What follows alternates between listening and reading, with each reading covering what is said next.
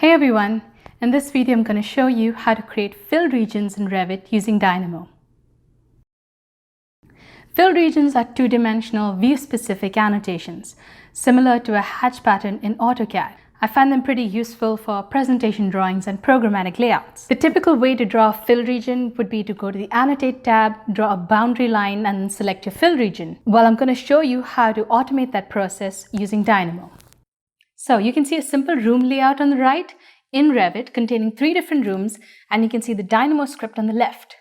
When I run the Dynamo script, I get a pop-up asking me to pick elements of the category rooms. I'm going to pick rooms 2 and 3 and then hit finish. You can see 2 fill regions were created in the rooms that I selected with the diagonal up pattern. Next, I'm going to refresh this Dynamo script so that I can select another room with another pattern. I'm going to go down to this watch node and I'm going to select black instead of diagonal up.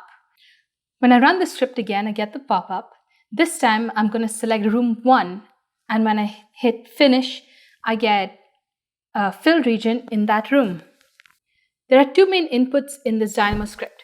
The first is the room selection and the second fill region. What's great about this script is that I can select any category to create a fill region. I don't have to just select rooms. I can create fill regions in specialty equipment, railings, etc.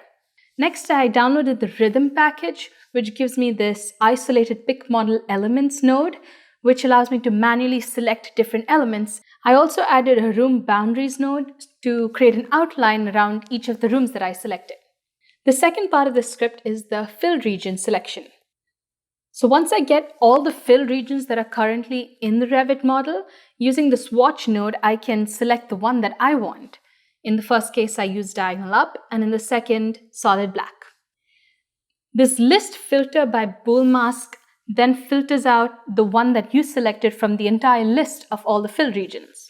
So these 2 inputs then take us to our custom Python node. Let's open it and see how it works. So in the first part of this Python node, I imported different libraries of functions. As you can see, I imported Dynamo core nodes, Revit services or documents manager, and Revit API. I'll come back to this line from curve definition. After that, you can see an empty list was created called regions. And also, since fill region is view specific, I'm using this active view ID to get the view that I want the fill region to be placed in. Next, we come to the for loop. This loop then calls the earlier line from curve definition that I skipped over. What that does is takes the rooms that you selected and creates a continuous line around them, which is used as your boundary line. That value create bound is then returned to the for loop so that you can create a fill region inside that space. The fill region that's created is then added to the empty regions list that was defined earlier. Remember that this Python node can have just one output, but that output can be a list of values. So the first time we ran the script, we got 2 outputs for rooms 2 and 3. And the second time we ran the script, we had just one output, which was the fill region for room 1.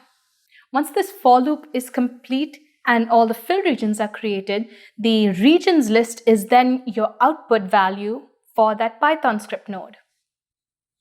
So by using that simple script, you can create fill regions for your entire floor plan. And by refreshing it each time, you can select different patterns and different colors. As always, you can find the link to this Dynamo script in the description below, and hit the thumbs up button if you liked this video and thought it was useful. Until next time, I'm Belinda. This is Automation in Building Construction. Thanks for watching.